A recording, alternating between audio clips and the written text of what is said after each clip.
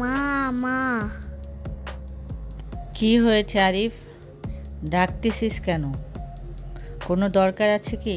জঙ্গলে ঘুরতে যাব, ওইখানে অনেক কিছু দেখতে যাব। কেন তোমার জঙ্গলে যেতে হবে? জঙ্গলে অনেক কিছু থাকে, জঙ্গলে যাওয়া যাবে না। মা প্লিজ আমাকে যেতে দাও, আমি গিয়ে চলে আসবো। না, তুই মনে হয় আমার কথা শুনবি না। তোকে বলেও লাভ নেই, তোর বোনকে যা বলার বলে যাস।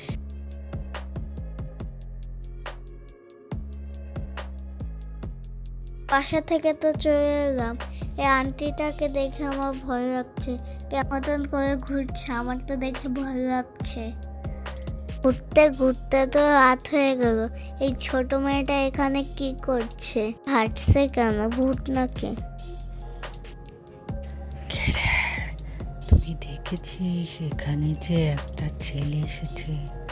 চল আজকে ওরে ধরে ফেলি। দুইটা ছেলে মেয়ে দেখা যাচ্ছে, ওদের কাছে যাই। মেয়ে দুটা কোথায় গেল?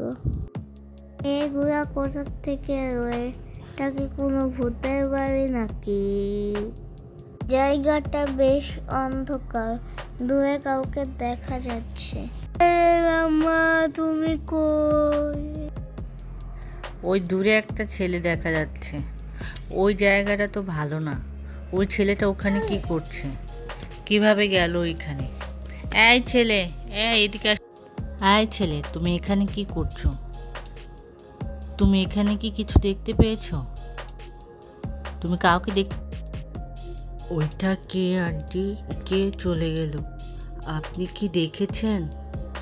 ওইটা কিছু না, বাসায় চলো, ওই দিকটায় যাই। এরপর মেয়েটা ছেলেটাকে নিয়ে ওইখান থেকে বেরিয়ে এলো।